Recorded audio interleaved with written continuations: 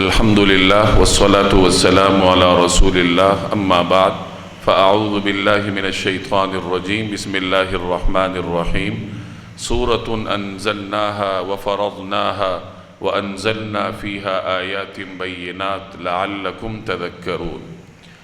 یہ سورہ نور کی ابتدائی آیت ہے۔ یہ سورت تقریباً 6 ہجری میں نازل ہوئی۔ آپ جانتے ہیں کہ جناب رسول اللہ صلی اللہ علیہ وسلم نے جب مدینہ طیبہ ہجرت فرمائی تو اس وقت سے مسلمانوں کو اپنا ایک معاشرہ تشکیل دینے کا موقع ملا۔ جب تک مسلمان مکہ مکرمہ میں تھے تو وہ اس وقت قلت میں تھے، اکثریت میں، قوت میں مشرکین مکہ تھے۔ گویا کہ معاشرہ مسلمانوں کا نہیں تھا، وہ مشرکین کا تھا، اور جو ایک معاشرتی احکامات ہیں اسلام کے ان پر عمل کرنا مکہ مکرمہ میں اس وقت ممکن نہیں تھا۔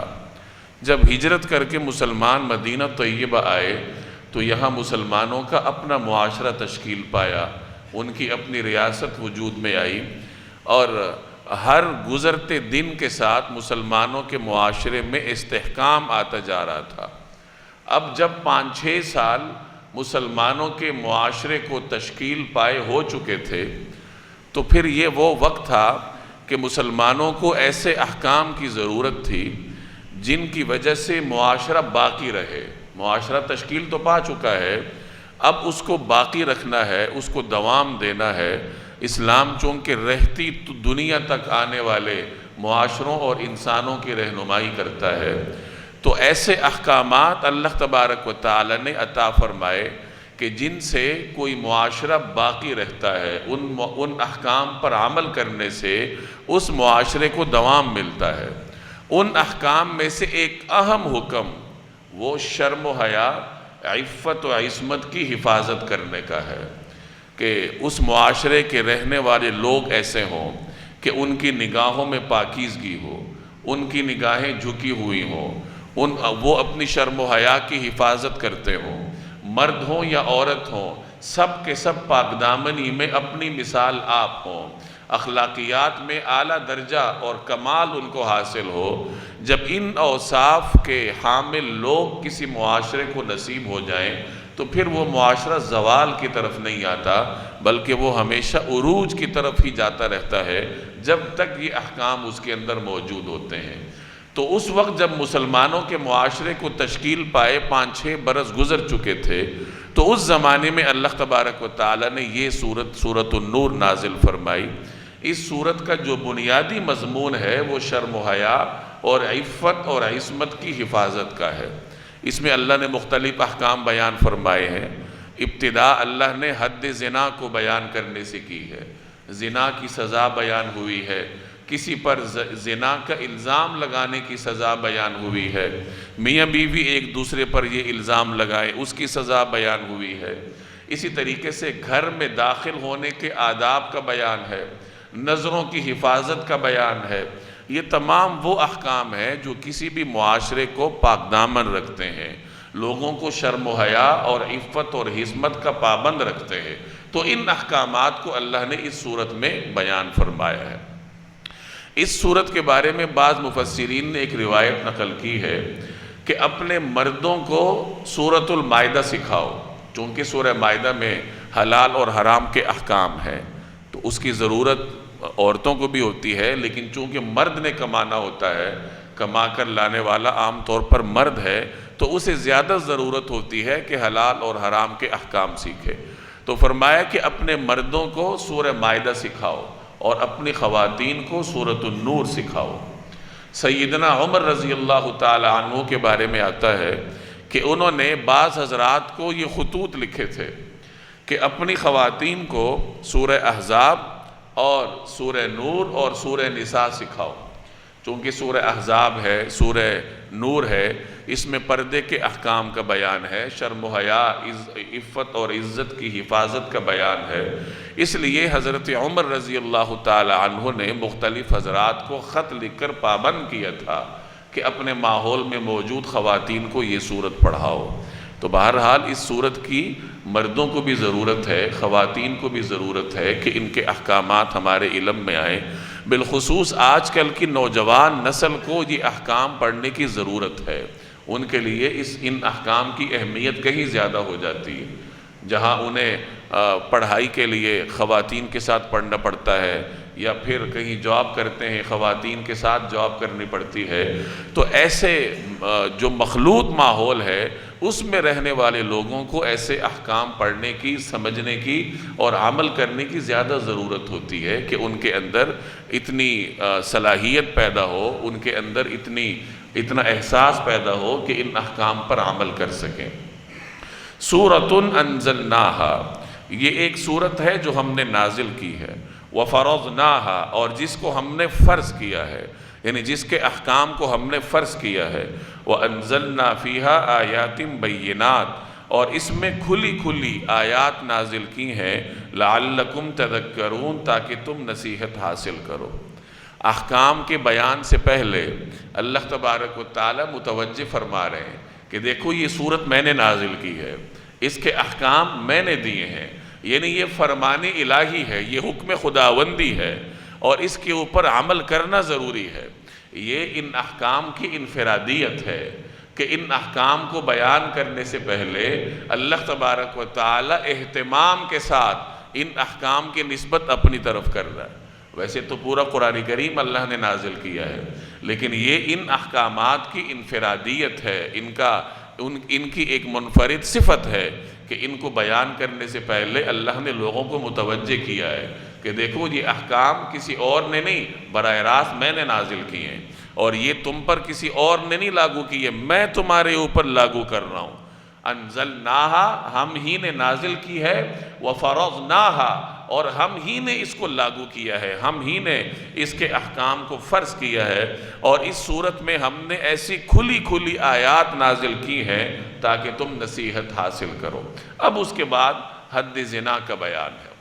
یہاں ابتدا میں ایک باتیں سمجھ لیں کہ سزائیں دو قسم کی ہوتی ہیں، ایک کو حد کہتے ہیں جس کی جمع حدود ہے، اور دوسری کو تعزیر کہتے ہیں جس کی جمع تعزیرات آتی ہے۔ تو ایک طرف حدود ہیں، دوسری طرف تعزیرات ہیں۔ حدود متعین ہیں، 4 قسم کے جرائم ایسے ہیں کہ جن کی سزائیں متعین طور پر اللہ تبارک و تعالی نے بیان فرمائی ہے، اور دنیا کے کسی قانون کو اس میں تبدیلی کی اجازت نہیں ہے۔ ایک شراب پینے کی حد ہے، یعنی شراب پینے کی سزا، پہلی حد وہ ہے۔ دوسرے نمبر پر اگر کوئی آدمی چوری کرے یا کوئی عورت چوری کرے تو چوری کی سزا۔ تیسرے نمبر پر زنا کی تہمت، کوئی آدمی کسی پر زنا کی تہمت لگاتا ہے، اس کو حد قذف کہا جاتا ہے۔ اور چوتھے نمبر پر زنا کی سزا ہے، یعنی شراب پینا اور چوری کرنا، زنا کی تہمت لگانا، زنا کرنا، یہ 4 ایسے گناہ ہیں کہ ان کی سزاؤں کو حدود کہا جاتا ہے، اور ان کی تعیین خود اللہ تبارک و تعالی نے قرآن کریم میں فرمائی ہے، جس میں تبدیلی کرنے کا دنیا کی کسی اتھارٹی کو اجازت نہیں ہے، ان کو حدود کہا جاتا ہے۔ اس کے علاوہ جتنے جرائم ہیں وہ تعزیرات کی ضمن میں آتی ہیں کہ اگر حاکم اپنی ثوابدید کی بنیاد پر کوئی نرم سزا تجویز کرتا ہے یا سخت سزا تجویز کرتا ہے، جرم کی نوعیت کو دیکھے گا، مجرم کے مزاج کو دیکھے گا، ماحول کو دیکھے گا، ان تمام شواہد اور قرائن کی موجودگی میں پھر قاضی کوئی سزا تجویز کرے گا تو وہ تعزیر کے زمرے میں آئے گی۔ تو یہاں ان آیات میں 2 سزاؤں کا بیان ہے، ایک زنا اور اس کے بعد زنا کی تہمت کا بیان ہے۔ یہ دونوں حدود میں آتے ہیں، زنا بھی حد ہے اور زنا کی تہمت بھی اس کی جو سزا ہے وہ بھی حدود میں آتی ہے۔ الزانی والزانیۃ فاجلدوا کل واحد منہما 100 جلدہ، زنا کرنے والی عورت اور زنا کرنے والے مرد دونوں کو 100 کوڑے لگاؤ۔ ولا تأخذکم بہما رأفۃ فی دین اللہ ان کنتم تؤمنون باللہ والیوم الآخر، اور اگر تم اللہ اور یوم آخرت پر ایمان رکھتے ہو تو اللہ کے دین کے معاملے میں ان پر طرز کھانے کا کوئی جذبہ تم پر غالب نہ آئے۔ وَلْيَشْهَدْ عَذَابَهُمَا طَائِفَةٌ مِّنَ الْمُؤْمِنِينَ، اور یہ بھی چاہیے کہ مومنوں کا ایک مجمع ان کی سزا کو کھلی آنکھوں دیکھے۔ اگر کوئی مرد کسی عورت سے بغیر صحیح نکاح کے ہم بستری کرتا ہے تو اس کو زنا کہا جاتا ہے۔ اس کی سزا خود قرآن کریم نے بیان کی ہے۔ زنا ایک ایسا جرم ہے جو کہ معاشرے میں فساد کو رواج دیتا ہے۔ زنا کی وجہ سے لوگوں کی عزتیں بھی خراب ہوتی ہیں۔ زنا کرنے والا کسی کی بہن یا بیٹی کی عزت پر ہاتھ ڈالتا ہے، اور یہ آپ خوب جانتے ہیں کہ ہر آدمی کے لیے اپنا سارا مال قربان کرنا آسان ہے، لیکن اپنی بہن اور بیٹی کی عزت کو اس طریقے سے پامال ہوتے ہوئے دیکھنا یا سننا اس کے لیے ممکن نہیں ہے۔ اور اسی زنا کی وجہ سے معاشرے میں طرح طرح کے فساد آتے ہیں۔ یعنی کوئی آدمی اگر کسی گھر کی خاتون کے ساتھ یہ عمل کرتا ہے اور وہ اس کو دیکھ لیں تو وہ وہی موقع پر غیرت میں آ کر اس کو قتل کر دے، مقتول کا جو خاندان ہے وہ پھر بدلے میں اس کو قتل کر دے، تو ایک نہ ختم ہونے والا سلسلہ شروع ہو جاتا ہے۔ تو ایک تو زنا کی وجہ سے عزت تو تار تار ہوتی ہی ہے، اس کی وجہ سے جان خطرے میں آ جاتی ہے، اور صرف اپنی ہی جان نہیں، دونوں خاندانوں کے بہت سارے لوگوں کی جانیں داؤ پر لگ جاتی ہیں۔ اور زنا کا ایک بہت بڑا مفسدہ یہ ہے کہ اس کی وجہ سے نسب مشکوک ہو جاتے ہیں۔ شریعت کے مقاصد میں اہم ترین مقصد حفظ نسب ہے، کہ انسانوں کا نسب محفوظ ہو، یعنی ہر آدمی کو معلوم ہو کہ میرا والد کون ہے، اور صرف اسی کو معلوم نہ ہو، پورے معاشرے کو پتہ ہو کہ اس کا والد فلاں ہے، یہ فلاں کی اولاد ہے۔ کیونکہ جب نسب محفوظ ہوتا ہے تو محفوظ نسب کے ساتھ بہت سارے مصلحتیں وابستہ ہوتی ہیں۔ اگر کسی کا نسب ہی محفوظ نہ ہو تو پھر اس کا نکاح مشکل سے ہوگا، اس کو کیا پتا کہ میری بہنیں کون ہیں، یا میری رضائی رشتے کون سے ہیں، میرے محرم رشتے کون سے ہیں، غیر محرم رشتے کون سے ہیں۔ تو حفظ نسب میں جب کوئی خلل پڑتا ہے تو اس کی وجہ سے بے شمار مفاسد وجود میں آتے ہیں۔ یہی وجہ ہے کہ شریعت نے کسی کو یہ اجازت تو دی ہے کہ کسی کا بیٹا گود لے لو، لیکن یہ اجازت نہیں دی کہ اس کے ولدیت کے خانے میں اپنا نام لکھواؤ۔ ولدیت کے خانے میں اسی کا نام لکھا جائے گا جس کا وہ بیٹا ہے۔ ہاں کسی نے گود لینا ہے، اس کی پرورش کرنی ہے، اپنا گھر آباد کرنا ہے، تو اس کی شریعت نے اجازت دی ہے، لیکن نسب میں تبدیلی کی شریعت کسی صورت میں اجازت نہیں دیتی۔ تو زنا کی وجہ سے جہاں عزتیں داؤ پہ لگتی ہیں، جانیں داؤ پہ لگتی ہیں، وہاں اس کی وجہ سے نسب خراب ہوتے ہیں کہ کسی کو پتہ نہیں چلتا کہ اولاد ہے تو کس کی ہے، اور نسب کس طریقے سے محفوظ رہا جائے گا۔ تو اس کے بہت سارے معاشرتی مفاسد ہیں، اور انہی مفاسد کے پیش نظر شریعت نے زنا کی سزا بہت سخت رکھی ہے، جس کی تفصیل یہاں آپ پڑھیں گے۔ زنا کی جو سزا ہے شریعت نے اس کو مرحلہ وار نافذ کیا ہے۔ ابتداء میں سورہ نساء میں اللہ تبارک و تعالی نے یہ آیت نازل فرمائی، وَاللاتی یأتین الفاحشۃ من نسائکم فاستشہدوا علیہن اربعۃ منکم، کہ اگر تمہاری خواتین میں سے کوئی اس عمل بد کا ارتکاب کر لے تو اس کے خلاف 4 گواہ لے کر آؤ، اور جب 4 گواہ اس کے اوپر آ جائیں، یعنی 4 لوگ اس کے خلاف گواہی دے دیں، تو پھر اس کو گھر میں قید کر دو، حتیٰ یتوفاہن الموت، یہاں تک کہ وہ موت کو، یعنی یہاں تک کہ اس کو موت آ جائے، گویا عمر قید اس کو دے دو گھر میں، او یجعل اللہ لہن سبیلا، یا یہ کہ اللہ اس کے لیے کوئی راستہ مقرر کر دے۔ اب راستہ مقرر کرنے کا مطلب کیا ہے؟ تو مفسرین فرماتے ہیں کہ اس کا مطلب یہی تھا کہ اللہ تبارک و تعالی بعد میں اس کی کوئی حتمی سزا نازل کرے گا۔ ابتداء میں سزا یہی ہے کہ اگر کوئی یہ حرکت کرتی ہے تو پھر اسے گھر میں قید کر دو، یا حاکم جو بھی سزا تجویز کرنا چاہے تو وہ تجویز کر سکتا ہے۔ تو ابتداء میں قرآن کریم نے اس عمل بد کی یہ سزا نازل کی، اور بعد میں جب یہ صورت نازل ہوئی، اس کی یہ ابتدائی آیات نازل ہوئیں، تو زنا کی سزا میں ارتقائی طور پر ایک تکمیل وجود میں آئی کہ اللہ تبارک و تعالی نے حتمی طور پر زنا کی سزا نازل فرما دی۔ یہاں یہ سمجھ لیجئے کہ زنا کی 2 مختلف صورتیں ہوتی ہیں، ایک زنا بالرضا ہوتا ہے اور ایک زنا بالجبر ہوتا ہے۔ اگر زنا بالرضا ہو، یعنی رضامندی سے دونوں فریق یہ عمل کرے، تو پھر تو یہی سزا ہے۔ اگر زنا بالجبر ہو تو جو جبر کرنے والا ہے اس کو تو یہ سزا دی جائے گی، لیکن جس فریق پر جبر ہوا ہے چاہے وہ خاتون ہو یا مرد ہو، یعنی اگر کوئی مرد کسی خاتون کے ساتھ جبراً یہ عمل کرتا ہے یا کوئی خاتون کسی مرد کے ساتھ جبراً یہ عمل کرتی ہے، تو جو فریق متاثر ہے یعنی جس پہ جبر کیا گیا ہے تو اس کے اوپر حد نافذ نہیں ہوتی، اس کے جبر کی وجہ سے، اس کی مجبوری کی وجہ سے شریعت اسے استثناء دیتی۔ اس کے علاوہ زنا رضامندی کے ساتھ ہو یا جبراً ہو، دونوں صورتوں میں سزا اس کی یہی ہے جو یہاں قرآن کریم نے نازل کی ہے۔ اس میں کچھ اور بھی تفصیلات ہیں کہ زنا کرنے والا دونوں فریق اگر وہ غیر شادی شدہ ہیں تو پھر قرآن کریم ان کی یہ سزا تجویز کرتا ہے کہ ان کو 100 کوڑے لگائے جائیں، اور جناب رسول اللہ صلی اللہ علیہ وسلم کی ایک روایت میں اس پر یہ اضافہ ہے کہ اس کو 1 سال کے لیے جلا وطن کیا جائے، یعنی 100 کوڑے لگیں گے اور 1 سال کے لیے ان کو جلا وطن کیا جائے۔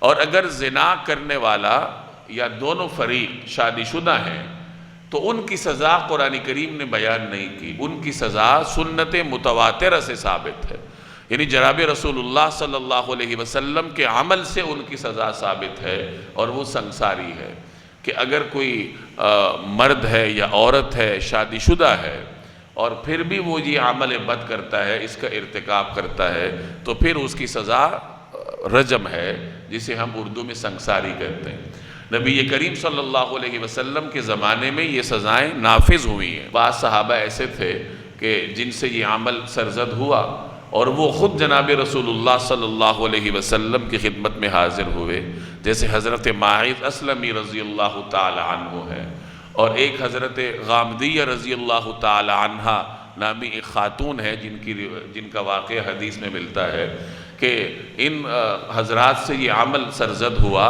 تو یہ خود جناب رسول اللہ صلی اللہ علیہ وسلم کی خدمت میں حاضر ہوئے۔ جب حضرت ماعز سے سرزد ہوا تو وہ حاضر ہوئے اور درخواست کی کہ یا رسول اللہ مجھ سے یہ عمل ہوا ہے تو مجھے پاک فرما دیجیے، تو نبی کریم صلی اللہ علیہ وسلم نے ان پر رجم کی سزا جاری فرمائی۔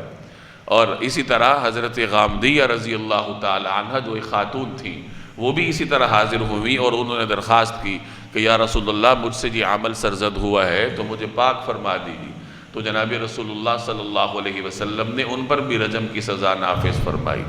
اسی طریقے سے روایات میں زنا بالجبر کی بھی مثالیں موجود ہیں کہ کسی نے زنا بالجبر کا ارتکاب کیا تو نبی کریم صلی اللہ علیہ وسلم نے ان پر بھی اسی طریقے سے سزا نافذ فرمائی، رجم کی۔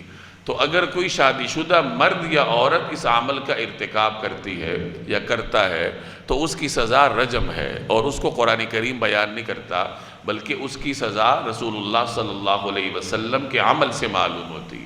تو یہ زنا کے عمل کی مکمل سزا ہے کہ ابتدا سورہ نساء کی آیت سے ہوئی جس میں کہا گیا کہ اس کو عمر قید دے دو، اس کو ہمیشہ کے لیے محبوس کر دو، اور ساتھ اشارہ دے دیا گیا کہ بعد میں اللہ تعالیٰ کوئی راستہ پیدا کرے گا، یعنی اللہ تعالیٰ کوئی نہ کوئی حکم اس میں نازل کرے گا۔ پہلا مرحلہ وہ تھا۔ اگلے مرحلے میں قرآن کریم کی یہ آیت نازل ہوئی جو ابھی ہم نے پڑھی ہے، جس میں زانی مرد اور زانی عورت کو 100 کوڑے مارنے کا حکم ہے، اور حدیث میں اس کی تشریح ہو گئی کہ اس سے مراد غیر شادی شدہ ہے۔ اور تیسرے مرحلے پر پھر رسول اللہ صلی اللہ علیہ وسلم کی سنت سے اس کی سزا معلوم ہوئی کہ اگر کوئی شادی شدہ اس کا ارتکاب کرتا ہے تو پھر اس کی سزا رجم ہے۔ تو یہ مرحلہ وار شریعت نے اس عمل بد کی سزا کو مکمل کیا ہے۔ الزانیۃ والزانی، زنا کرنے والی چاہے عورت ہو یا مرد ہو، سزا کو بیان کرتے ہوئے قرآن کریم نے پہلے عورت کا ذکر کیا، مرد کا ذکر بعد میں کیا ہے۔ قرآن کریم عام طور پر احکامات کو جب بیان کرتا ہے تو مردوں کو مخاطب کرتا ہے، عورتیں ضمن میں آ جاتی ہیں۔ یا ایھا الذین آمنوا کتب علیکم الصیام، اہل ایمان کو خطاب ہے، اس میں جو صیغے استعمال ہوتے ہیں وہ مردوں کے ہوتے ہیں، ضمن میں عورتیں بھی آ جاتی ہیں، گویا پورا اسلامی معاشرہ مخاطب ہوتا ہے۔ چونکہ عورت کو پردے کا حکم ہے، ایک شریعت نے اس کو مستور رکھا ہے، تو جیسے شریعت نے معاشرے میں اس کو مستور رکھا ہے تو بہت سارے احکامات میں عورت کا صراحتاً ذکر نہیں کیا، مردوں کے ضمن میں عورت کے لیے بھی حکم ثابت ہو جاتا ہے۔ البتہ کچھ مقامات ایسے ہیں جہاں صراحت کے ساتھ خاتون کا ذکر کیا گیا ہے، جیسے السارق والسارقۃ، چوری کرنے والا مرد ہو یا چوری کرنے والی عورت ہو، یعنی دونوں کو یہ سزا دی جائے گی۔ فَاقْطَعُوا أَيْدِيَهُمَا، دونوں کے ہاتھ کاٹے جائیں گے۔ تو یہاں عورت کا الگ سے ذکر ہوا ہے، لیکن اس آیت کی انفرادیت یہ ہے کہ یہاں عورت کا ذکر پہلے ہے۔ السارق والسارقۃ میں مرد کا ذکر پہلے ہے، عورت کا بعد میں، یہاں عورت کو پہلے ذکر کیا ہے۔ مفسرین نے اس پر بحث کی ہے، اس کا خلاصہ یہ ہے کہ عام طور پر عورت کو کمزور سمجھا جاتا ہے اور اس کی سزا بہت سخت ہے، زنا کی سزا بہت سخت ہے۔ تو یہاں قرآن کریم نے خصوصیت کے ساتھ عورت کا ذکر پہلے کیا کہ کہیں ایسا نہ ہو کہ قاضی سزا نافذ کرتے ہوئے عورت کے کمزور پہلو کو دیکھ کر اس پہ ترس کھا لے۔ تو قرآن کریم نے وضاحت کے ساتھ کہہ دیا کہ چاہے عورت اس عمل کا ارتکاب کرے یا مرد اس عمل کا ارتکاب کرے، دونوں صورتوں میں سزا یکساں ہوگی اور کسی پر ترس کھائے بغیر اس کے اوپر اس سزا کو نافذ کیا جائے گا۔ الزانیۃ والزانی، زنا کرنے والی عورت ہو یا مرد ہو، فجلدوا کل واحد منہما، جلد کہتے ہیں کوڑے کو، دونوں کو کوڑے لگاؤ۔ کتنے؟ 100 جلد، 100 کوڑے، 100 کوڑے لگانے کا حکم ہے۔ شریعت کے احکامات میں اتنی تکمیل ہے کہ ہر چیز کی تعیین کی گئی ہے۔ اب کوڑا کس طرح کا ہوگا اور کس طریقے سے لگایا جائے گا، اس کی بھی فقہا نے تفصیلات بیان کی ہیں کہ کوڑا ایسا ہونا چاہیے کہ اس کے اوپر نشان نہ ہو، سیدھا ہو، کیونکہ جو نشان زدہ کوڑا ہوتا ہے وہ بہت زور سے جسم پہ لگتا ہے اور کھال کو ادھیڑ دیتا ہے۔ تو بہرحال مجرم ہے، لیکن مجرم کا بھی اللہ تبارک و تعالیٰ نے سزا میں خیال رکھا ہے کہ سزا نافذ ہو لیکن اس کے گوشت کو نقصان نہ ہو، بلکہ صرف کھال تک اس کا جو اثر ہے وہ ہونا چاہیے۔ تو کوڑا ایسا ہو کہ جس کے اوپر نشان نہ ہو یا اس طریقے سے نہ ہو جو مجرم کی کھال کو ادھیڑ دے، اور مارنے والا ماہر ہو۔ ماہر اس لیے کہ اناڑی اگر مارے گا تو یا تو بہت زور سے مارے گا، مجرم کا نقصان کرے گا، اور یا پھر اتنا آہستہ مارے گا کہ اسے سزا کا احساس ہی نہیں ہوگا۔ تو ماہر ہونا چاہیے جسے معلوم ہو کہ کس طریقے سے مارا جائے۔ مارنے والے کو حکم ہے کہ اس طریقے سے مارو کہ گوشت کو نقصان نہ ہو۔ اور مجرم نے اگر کوئی اضافی کپڑے پہنے ہیں، جیسے سویٹر پہنا ہوا ہے یا اضافی کپڑے ہیں، تو وہ اتارنے کا حکم ہوتا ہے۔ ہاں جو نچلا لباس ہے یعنی قمیص ہے یا پاجامہ وغیرہ ہے تو اس کو اتارنے کی اجازت نہیں ہوتی تاکہ اس کا جسم ننگا نہ ہو۔ تو بہرحال مجرم کی حالت کا شریعت نے عین سزا کے وقت بھی احساس کیا ہے، جبکہ اس کے مقابلے میں آپ دیگر قوانین کو دیکھیں، مغربی قوانین کو دیکھیں، ان کے ہاں کوڑا مارنے والا دور سے دوڑ کر آتا ہے، اور جس کو کوڑے مارے جاتے ہیں اس کے جسم پر صرف ایک لنگوٹ ہوتا ہے، باقی پورے جسم پر کوئی کپڑا نام کی چیز نہیں ہوتی، اور کوڑا مارنے والا دوڑ کر آتا ہے اور پورے زور سے اس طرح مارتا ہے کہ جہاں کوڑا لگتا ہے وہاں گوشت کا قیمہ بن جاتا ہے اور اس کا جسم سارا ادھڑ جاتا ہے۔ تو شریعت کی سزائیں اس طرح وحشیانہ نہیں ہوتی، شریعت سزا دیتی ہے، اور جب جرم سخت ہو تو سزا بھی سخت ہوتی ہے، لیکن اس میں مجرم کی صورتحال کا احساس کیا جاتا ہے۔ سزا کا مقصد یہ ہوتا ہے کہ معاشرے کو فساد سے پاک کیا جائے۔ اگر سزا کا تصور کسی معاشرے میں نہ ہو تو پھر وہ معاشرہ کس راستے پر چل نکلتا ہے، یہ صورتحال میرے اور آپ کے سامنے ہے۔ تو فَجْلِدُوا كُلَّ وَاحِدٍ مِّنْهُمَا 100 جلدہ، کہ دونوں کو یعنی مرد ہو یا عورت ہو دونوں کو 100 کوڑے لگاؤ۔ وَلَا تَأْخُذْكُمْ بِهِمَا رَأْفَةٌ فِي دِينِ اللَّهِ، اور اللہ کے دین کے معاملے میں ان پر ترس کھانے کا جذبہ تم پر غالب نہ آئے۔ رأفہ رحمت کو کہتے ہیں، ترس کھانے کو کہتے ہیں، یعنی یہ دین کا معاملہ ہے، اور دین کے معاملے میں قاضی کو ترس کھانے کی اجازت نہیں ہے۔ اگر گواہی پوری ہے تو پھر قاضی اس چیز کا پابند ہے کہ وہ شریعت کے مطابق فیصلہ دے گا۔ ان کنتم تؤمنون باللہ والیوم الآخر، اگر تم اللہ اور یوم آخرت پر ایمان رکھتے ہو، ولیشہد عذابہما طائفۃ من المؤمنین، اور یہ بھی چاہیے کہ مومنوں کا ایک مجمع، ایک طائفہ ان کی سزا کو کھلی آنکھوں دیکھے، یعنی یہ سزا پھر کھلے میدان میں دینی چاہیے جہاں سب لوگ جمع ہو کر دیکھیں، تاکہ اس سزا کی ایک دہشت معاشرے پر پڑے اور آئندہ کوئی اس عمل بد کے ارتکاب کی جرت نہ کرے۔ شریعت کے احکامات درجہ بدرجہ ہیں، وقت تبدیل ہونے سے حکم تبدیل ہوتا ہے۔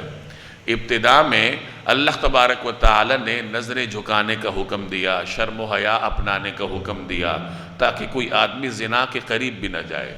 لیکن اگر کسی آدمی سے کوتاہی ہو جائے، غفلت ہو جائے اور وہ اس عمل کا ارتکاب کر لے اور دوسرا اس کو دیکھ لے، تو دیکھنے والے کو یہ حکم ہے کہ اس کو نرمی سے الگ کر کے سمجھا دو۔ اس وقت اس معاملے پر پردہ ڈالنے کا حکم ہوتا ہے کہ اس کو اچھالا نہ جائے، بلکہ اس معاملے کو کسی نہ کسی طریقے سے دبایا جائے اور جو غفلت کرنے والا ہے اسے سمجھایا جائے، اسے اس عمل کے کوئی بھی جرم ہو، کوئی بھی گناہ ہو تو اس کو اچھالنے کی بجائے گناہ گار کو سمجھانا چاہیے اور اس معاملے کو معاشرے کے نگاہوں کے سامنے لانے سے دریغ کرنا چاہیے۔ لیکن اگر کوئی معاملہ اچھل کر سامنے آ جائے، کسی بھی وجہ سے عدالت میں چلا جائے یا کسی بھی طریقے سے وہ سامنے آ جائے، تو پھر گواہوں کو حکم ہوتا ہے کہ اب شریعت کا حکم ثابت کرنے کے لیے جا کر گواہی دو۔ حاکم کو حکم ہے کہ اب تم سزا سناؤ اور پھر سزا مجمع عام میں دی جائے، سب کے سامنے پھر اس سزا کا نفاذ ہو۔ تو یہ شریعت کے احکامات ہیں جس میں مصلحت کو پیش نظر رکھا جاتا ہے۔ ابتدا میں مجرم کی مصلحت کو پیش نظر رکھا گیا ہے کہ اس سے غلطی ہو گئی ہے تو دیکھنے والے کو کہا گیا کہ اس معاملے کو دبا دو، اس کو سمجھا دو اور کوشش کرو کہ یہ معاملہ معاشرے کے سامنے نہ آئے۔ تو مجرم کی مصلحت کو دیکھا گیا ہے۔ لیکن اگر وہ معاملہ اچھل کر باہر آ جائے، معاشرے کے ہاتھوں میں چلا جائے، لوگوں کی زبانوں پر آ جائے، عدالت میں چلا جائے، تو پھر مجرم سے زیادہ معاشرے کو بچانا ضروری ہوتا ہے۔ تو پھر معاشرے کی مصلحت کو شریعت نے مقدم رکھا ہے اور معاشرے کی مصلحت اسی پر ہے کہ ایسے جرم کو عبرتناک انجام تک پہنچایا جائے تاکہ بعد میں کسی آدمی کو اس طرح کا جرم کرنے کی جرت نہ ہو سکے۔ ہمارا معاشرہ ہر اعتبار سے غلطی پر ہے۔ اگر ہمارے ہاں کسی کو جرم کرتا ہوا دیکھ لیا جائے تو بجائے اس کے کہ اس کو نرمی سے سمجھایا جائے، پیار سے سمجھایا جائے، معاشرے کو اس معاملے کو دبایا جائے، اس وقت ہم شریعت کے حکم کی خلاف ورزی کرتے ہیں، معاملے کو اچھال دیتے ہیں، پورے معاشرے میں اس کو پھیلا دیتے ہیں۔ اب جب معاملہ پھیل گیا، اب شریعت کا اگلا حکم ہے کہ پھر عدالت میں جا کر گواہی دو اور اس کو ثابت کیا جائے اور پھر اس جرم کو پورے معاشرے کے سامنے پایۂ تکمیل تک پہنچایا جائے۔ تو وہاں پھر ہم شریعت کے حکم کی خلاف ورزی کرتے ہیں، نہ کوئی گواہی دینے کے لیے جاتا ہے، کوئی چلا بھی جائے تو شریعت کے مطابق فیصلے نہیں ہوتے، سزاؤں پہ عمل درآمد نہیں ہوتا۔ یعنی جرم کا کوئی بھی مرحلہ ہو، ہم شریعت کے حکم کے خلاف چلتے ہیں۔ اول تو نظروں کی حفاظت نہیں کرتے، شریعت کا حکم توڑ کر لوگ برے اعمال کرتے ہیں، دیکھنے والے پردہ پوشی کرنے کی بجائے اس کو پھیلا دیتے ہیں۔ آج کل سوشل میڈیا کا زمانہ ہے، ہر آدمی کو چاہیے کہ کہیں اسے کوئی جرم کرنے والا مل جائے اور بس وہ اس کی ویڈیو اٹھا کے اپلوڈ کر دے، اسے 2-4 ویوز مل جائیں، چاہے اس بیچارے کی نسلیں برباد ہو جائیں۔ آئے دن ہمارے معاشرے میں یہی چیزیں آپ کو ملتی ہیں۔ تو جہاں دبانے کا حکم ہے وہاں ہم اچھالتے ہیں اور جہاں پھر اس کو ثابت کرنے کا حکم ہے وہاں پھر ہم گھروں میں دبک کر بیٹھ جاتے ہیں کہ یہ تو ہمارا کام ہی نہیں ہے۔ تو بہرحال شریعت کے احکام کی خلاف ورزی ہی کا خمیازہ ہم بھگت رہے ہیں کہ ہمارا معاشرہ ہر نئے آنے والے دن زوال کے کسی نئے گڑھے میں جا کر گرتا ہے۔ وَلْيَشْهَدْ عَذَابَهُمَا طَائِفَةٌ مِّنَ الْمُؤْمِنِينَ، اور یہ بھی چاہیے کہ مومنوں کا ایک مجمع ان کی سزا کو کھلی آنکھوں دیکھے۔ الزانی لا ينكح الا زانیة او مشرکہ، زانی مرد نکاح کرتا ہے تو زناکار یا مشرک عورت ہی سے کرتا ہے۔ والزانیة لا ينكحها الا زان او مشرک، اور زناکار عورت سے نکاح کرتا ہے تو وہی مرد جو خود زانی ہو یا مشرک ہو۔ وحرم ذلك علی المؤمنین، اور یہ بات مومنوں کے لیے حرام کر دی گئی ہے۔ اس آیت کے پہلے حصے میں کسی شرعی حکم کا بیان نہیں ہے، بلکہ یہ عام مشاہدہ قرآن کریم بیان کر رہا ہے یا لوگوں کی جو عام نفسیات ہے اس کو بیان کیا جا رہا ہے کہ اگر کوئی زانی مرد ہے تو اس کی طبیعت ہی مسخ ہے، اس نے اپنی فطرت کو مسخ کیا ہوا ہے، توبہ کرنے کے لیے وہ تیار نہیں ہے، اپنے گناہ اور اس عمل بد پر وہ مصر ہے کہ میں آئندہ بھی کرتا رہوں گا۔ تو ایسے آدمی نے نکاح کیوں کرنا ہے؟ کیونکہ نکاح کے تو کچھ ذمہ داریاں ہوتی ہیں کہ بیوی کا خرچ اٹھانا ہے، بچوں کا خرچ اٹھانا ہے، گھر چلانا ہے، تو نکاح کرنے والا تو ایک ذمہ دار مرد ہوتا ہے، اس کی فطرت سلیم ہوتی ہے، اس کا جو مزاج ہے وہ درست راستے پر ہوتا ہے۔ زنا کرنے والا اور زنا پر اصرار کرنے والا، صرف زنا کرنے والا نہیں، اگر کوئی آدمی زنا کر کے توبہ طائب ہو جاتا ہے تو وہ پھر اس زد میں نہیں آتا۔ یہاں اس کی بات بیان کی جا رہی ہے یا وہ مشاہدہ بیان کیا جا رہا ہے اس شخص کے بارے میں جو کہ زنا کے عمل پر اصرار کرنے پر تلا ہوا ہے کہ میں ساری زندگی الیاذ باللہ یہی کام کرتا رہوں گا۔ تو ایسا آدمی پھر نکاح نہیں کیا کرتا۔ ایسے آدمی کو اپنی ہوس پوری کرنے کے لیے کوئی زانی عورت ہی چاہیے ہوتی ہے کہ اسے دوسرا فریق بھی ویسے ہی چاہیے جو بس اپنی ہوس اس سے پوری کروائے، باقی اپنی کوئی ذمہ داری اس کے اوپر نہ ڈالے، اپنی شرم و حیا کی حفاظت کی ذمہ داری اس کے اوپر نہ ڈالے۔ تو عام طور پر ایسے فریق کو اسی قسم کا فریق چاہیے ہوتا ہے۔ اور اگر اسے کوئی مسلمانوں میں سے ایسا کوئی زانی مرد یا عورت نہیں ملتا تو وہ کسی مشرک سے کے پاس چلا جائے گا، چاہے خاتون ہو یا مرد ہو۔ یعنی اگر فریق مرد ہے ادھر تو وہ ادھر عورت کو ڈھونڈے گا، اور اگر ادھر عورت ہے کہ زانیہ ہے اور اس عمل پر اصرار کرنے والی ہے تو اسے خاوند کی بجائے پھر ایسا ہی بندہ چاہیے ہوگا جو بس اپنی ہوس پوری کرے اور چلتا بنے، اور پھر یہ کسی اگلے کی تلاش میں نکلے۔ تو یہاں شریعت نے، قرآن کریم نے ایسے لوگوں کے ایک مزاج کو بیان کیا ہے۔ الزانی، زانی جو مرد ہے اور جو اس عمل پر اصرار کرنے والا ہے، لا ينکح الا زانیۃ او مشرکہ، وہ اگر نکاح کرے گا تو کسی زانیہ عورت سے کرے گا یا کسی مشرک سے کرے گا۔ اسے گھر سنبھالنے والی خاتون تو چاہیے نہیں جو اس کے ساتھ درست طریقے سے نکاح کرے اور شرم و حیا کی حفاظت کے ساتھ اس کے ساتھ رہے، ایسا تو نہیں وہ چاہے گا۔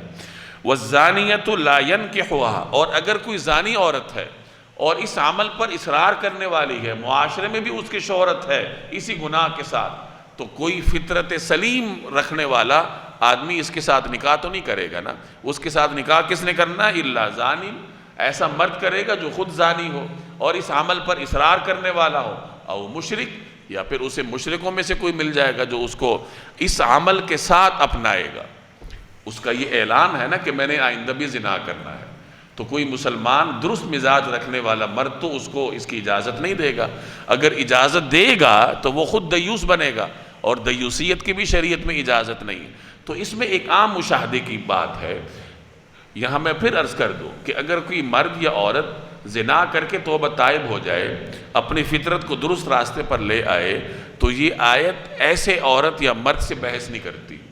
گناہگار جب توبہ طائب ہوتا ہے تو پھر تو وہ پاک صاف ہو جاتا ہے، اللہ تبارک و تعالی اس کی توبہ قبول فرما لے تو بس وہ عام لوگوں کی طرح پھر معاشرے میں رہتا ہے، پھر کسی آدمی کو اس کو عار دلانے کی اجازت نہیں ہے۔ لیکن اگر کوئی توبہ نہیں کرتا اور کہتا ہے کہ میں آئندہ بھی یہ عمل کروں گا، اس کا مزاج ہی خراب ہے اور وہ زنا کرنے پہ اصرار کرتا ہے یا کرتی ہے، تو اس کے ساتھ پھر ایسی ہی کسی مرد نے یا عورت نے نکاح کرنا ہے۔ وَحُرِّمَ ذَلِكَ عَلَى الْمُؤْمِنِينَ، اور یہ بات مومنوں کے لیے حرام کر دی گئی ہے۔ کیا بات حرام کر دی گئی؟ یہی بات کہ کوئی مومن ہو اور وہ کسی ایسی عورت سے نکاح کرے جو عورت زنا کرنے پر اصرار کرنے پر تلی ہوئی ہے کہ میں نے تو زنا کرنا ہی کرنا ہے۔ اب کوئی مومن اس سے نکاح کرتا ہے تو مومن کے لیے یہ عمل درست نہیں ہے کہ وہ اپنی بیوی کو نکاح کے بعد بھی زنا کی اجازت دے۔ جیسے میں نے پہلے عرض کیا کہ یہ تو پھر دیوسیت ہے۔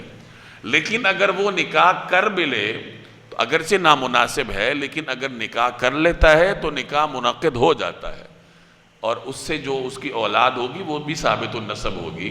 یہاں حرم ذالک علی المؤمنین کا مطلب کہ کسی ایسی عورت کو تلاش کرنا جو کہ زنا کرنے پہ اصرار کرنا چاہتی ہے، اس کا عزم ہے کہ میں زنا کرتی رہوں گی، یا کوئی مومن عورت، پاک دامن مومن عورت کسی ایسے مرد کو تلاش کر رہی ہے جو زنا میں شہرت رکھتا ہے اور اس عمل پر اصرار کرنے پر تلا ہوا ہے اور کہتا ہے کہ میں نکاح کے بعد بھی یہ عمل کرتا رہوں گا، تو یہ طریقہ کار، یہ جو احساسات ہیں، یہ ایک مومن مرد یا عورت کو زیب نہیں دیتے۔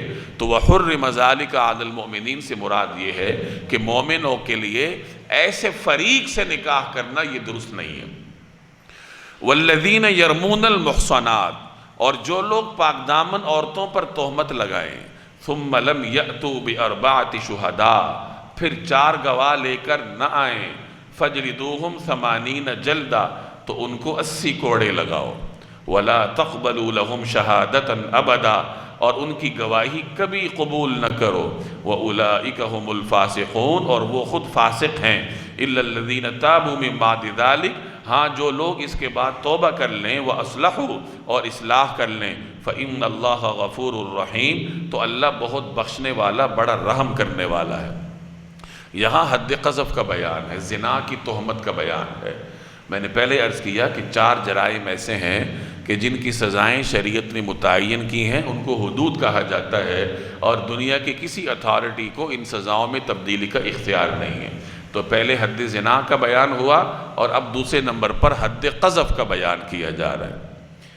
یہ بات سمجھ لیجئے کہ زنا کا عمل، اس کی سزا جتنی سخت ہے، اس سزا تک پہنچنے کا جو پروسیجر ہے، جو مراحل ہیں، اس کو بھی شریعت نے بہت سخت رکھا ہے۔ کس طریقے سے کہ زنا کی سزا اس وقت ثابت ہوتی ہے جب اس عمل کے خلاف 4 گواہ سامنے آ جائیں۔ عام طور پر کوئی بھی جرم ہو، اس کے لیے 2 گواہ کافی ہوتے ہیں، یا ایک مرد اور 2 عورتیں گواہی دے دیں تو جرم ثابت ہو جاتا ہے شرعاً۔ لیکن زنا ایک واحد ایسا عمل ہے کہ اس کی حد ثابت کرنے کے لیے شریعت نے 4 مرد گواہوں کی شرط رکھی ہے کہ 4 لوگ گواہی دیں گے، اور وہ گواہی بھی کوئی ایسی ویسے نہیں، بلکہ عینی شاہد ہوں۔ اور عینی شاہد کا یہ مطلب نہیں ہے کہ کسی آدمی نے گزرتے گزرتے کسی مرد اور عورت کو ایک بستر پر لیٹے ہوئے دیکھ لیا۔ اگر کوئی آدمی یہ کہتا ہے کہ میں نے فلاں مرد اور عورت کو ایک بستر پر لیٹے ہوئے دیکھا ہے، تو یہ گواہی بھی اس گواہی کے نصاب میں شامل نہیں ہوتی جس سے زنا ثابت ہوتا ہے۔ گواہی وہ معتبر ہے کہ ایک آدمی نے اپنی آنکھوں کے سامنے کسی شخص کو، کسی عورت کے ساتھ یہ عمل کرتے ہوئے دیکھا ہو، مکمل عمل وضاحت کے ساتھ دیکھا ہو، اور عدالت میں اس سے بڑی وضاحت کے ساتھ پوچھا جاتا ہے۔ اب ظاہر ہے کہ ایسے 4 گواہ عام طور پر نہیں پائے جاتے، تو جب نہیں پائے جاتے تو پھر حد بھی نہیں لگتی۔ حد 2 طریقوں سے ثابت ہوتی ہے۔ ایک تو ایسے 4 گواہ موجود ہوں جنہوں نے اپنی آنکھوں کے سامنے صراحت کے ساتھ زنا ہوتا ہوا دیکھا ہو۔ صرف مرد اور عورت کو بے لباس یا ایک بستر پر لیٹے ہوئے دیکھنا کافی نہیں ہوتا، جیسے میں نے پہلے عرض کیا۔ تو اس طریقے سے 4 لوگ اگر ہوں تو پھر حد ثابت ہوتی ہے۔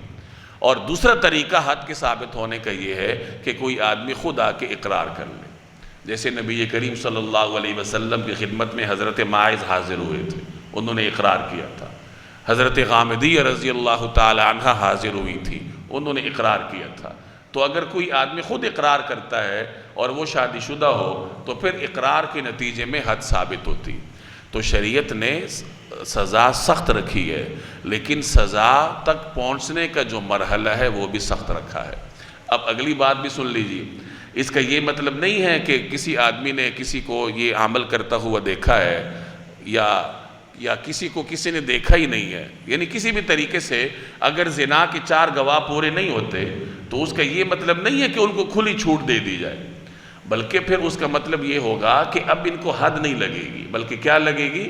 تعزیر لگے گی۔ یعنی اب ان کے اوپر تعزیر کے احکام لاگو ہوں گے، اور تعزیر کے لیے جیسے میں نے پہلے عرض کیا کہ 2 گواہ کافی ہوتے ہیں۔ یعنی 2 گواہ آ کر کہہ دیں کہ میں نے ان کو غلط حالت میں دیکھا ہے، یا اعتراضی حالت میں دیکھا ہے، یا میں نے ان کو بے لباسی حالت میں دیکھا ہے۔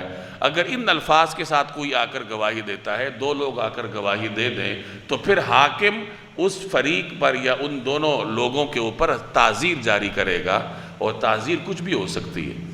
تعزیر میں حاکم کو شریعت نے موت کی سزا کا بھی اختیار دیا ہوا ہے۔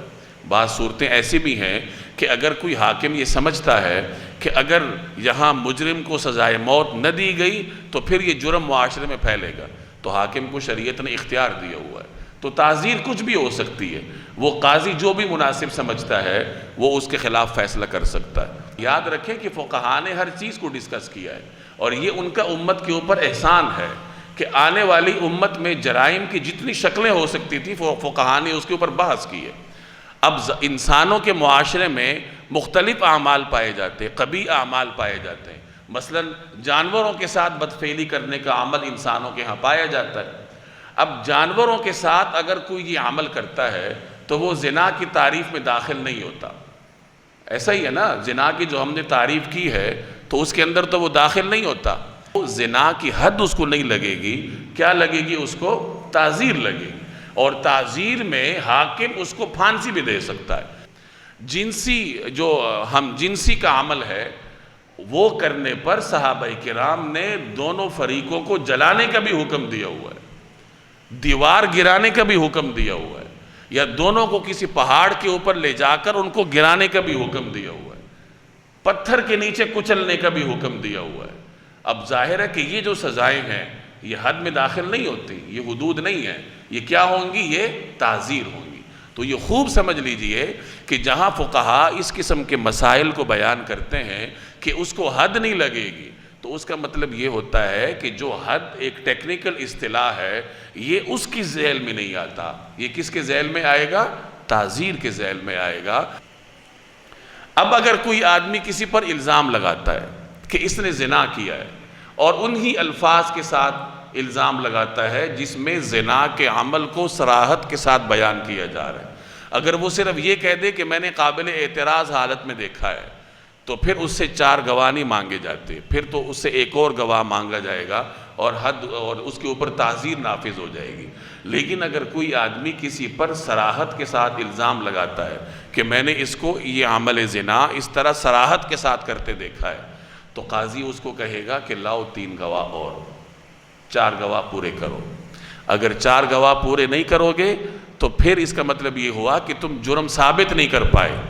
جب جرم ثابت نہیں کر پائے تو مطلب یہ ہوا تم نے تہمت لگائی ہے، اور تہمت بھی زنا کی لگائی ہے، لہٰذا تم تیار ہو جاؤ، تمہارے اوپر اب کوڑے لگیں گے، تمہیں قذف کی حد لگے گی، تہمت لگانے کی حد لگے گی. لوگ دوسروں پر مختلف قسم کے الزامات لگاتے ہیں نا، کوئی چوری کا لگاتا ہے، کوئی اور مختلف الزامات لگائے جاتے ہیں، کوئی کسی کو غیر مسلم بھی کہہ دیتا ہے. دیگر الزامات اگرچہ شنیع ہیں، غلط ہیں، ان کے اوپر سزا ہے، لیکن حد نہیں لگتی. حد صرف زنا کی تہمت پہ لگتی ہے. تو کیونکہ زنا ایک ایسا عمل ہے جو ایک معاشرے کو فاسد کر ڈالتا ہے، معاشرے کو تباہی کے راستے پر ڈالتا ہے، اور کسی کے اوپر یہ الزام لگانا اس کو تباہی سے دوچار کرنے کے مترادف ہے. تو دیکھیں شریعت کتنی صاف ستھری ہے کہ زنا کی سزا بہت سخت رکھی ہے، لیکن زنا پر بات کرنے والے کو بھی کہا گیا ہے کہ بھائی 4 گواہ لے کر آؤ، ورنہ پھر تمہارے اوپر یہ حد نافذ ہوگی. گویا کہ معاشرے کے اندر اگر کوئی آدمی کسی کی طرف فحاشی کی نسبت کرتا ہے صراحت کے ساتھ تو سوچ سمجھ کر کرنی پڑے گی. اگر یہ سزائیں نہ ہوتی تو ہر آنے والا دوسرے کے اوپر الزام لگا دیتا کہ اس نے یہ عمل کیا ہے. ہمارے معاشرے میں چونکہ یہ سزائیں نہیں ہیں، اس وجہ سے آپ دیکھتے ہیں کہ آئے دن ایک دوسرے پہ الزام لگتے رہتے ہیں. خاص کر جو مشہور لوگ ہیں، اگر کسی کی کردار کشی کرنی ہو تو اس کا سب سے آسان طریقہ لوگوں نے یہی اپنا رکھا ہے کہ اس کا کوئی سکینڈل منظر عام پر لے آتے ہیں، اس کی طرف طرح طرح کی چیزیں منسوب کر دیتے ہیں، حالانکہ گواہ ان کے پاس نہیں ہوتے.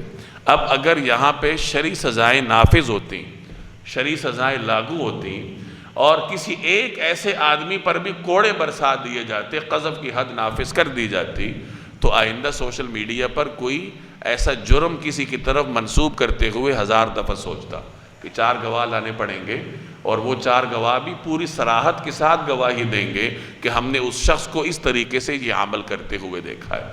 تو اسی کا ذکر ہے کہ اگر کوئی آدمی کسی پاک دامن خاتون پر الزام لگاتا ہے، محصنات محسن کی جمع ہے، احسان صاد کے ساتھ. احسان ایک خاص اصطلاح ہے، اس کا مطلب یہ ہے کہ کوئی مرد یا خاتون ہو، آزاد ہو، بالغ ہو اور پاک دامنی میں معروف ہو، تو جس کے اندر یہ صفات پائی جاتی ہیں تو وہ پھر صفت احسان کے ساتھ متصف ہوتی ہے یا ہوتا ہے. اور جس کے اندر احسان کی صفت پائی جائے اس کے اوپر کوئی تہمت آ کر لگاتا ہے اور اس کو ثابت نہیں کر پاتا، پھر تہمت لگانے والے پر حد قذف جاری ہوتی ہے. اسی کا ذکر ہے یہاں. ثم لم یأتوا بأربعة شہداء، پھر 4 گواہ لے کر نہ آئیں، فجلدوہم 80 جلدہ، تو ان کو 80 کوڑے لگائے جائیں گے. حد قذف کیا ہے؟ 80 کوڑے. اور صرف اسی پر بس نہیں ہے، وَلَا تَقْبَلُوا لَهُمْ شَهَادَةً أَبَدًا، اور ان کی گواہی کبھی قبول نہ کرو۔ یعنی ایسے شخص کو ہمیشہ کے لیے بلیک لسٹ کر دیا جاتا ہے، آئندہ کبھی عدالت میں اس بندے کی گواہی قبول ہی نہیں ہوگی۔ یہ اس کی سزا کا حصہ ہے کہ ایک تو اس کی پیٹھ پر 40 کوڑے لگیں گے، اور دوسرے نمبر پر ہمیشہ کے لیے وہ بلیک لسٹ ہو جائے گا، وَأُولَئِكَ هُمُ الْفَاسِقُونَ، اور وہ خود فاسق ہیں۔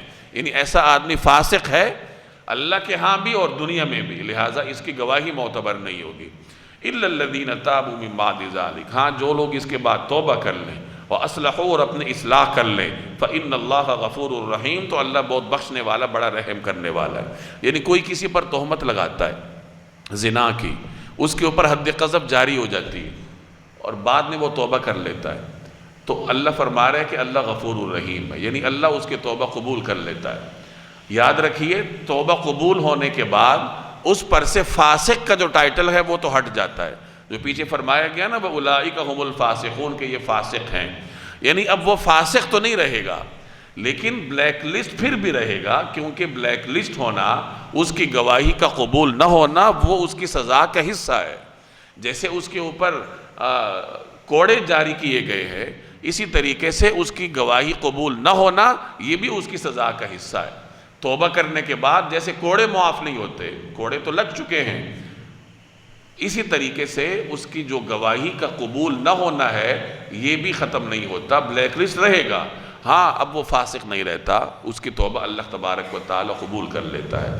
تو ان دو آیات میں اللہ تبارک و تعالی نے حد قذف کو بیان کیا ہے۔ اگلی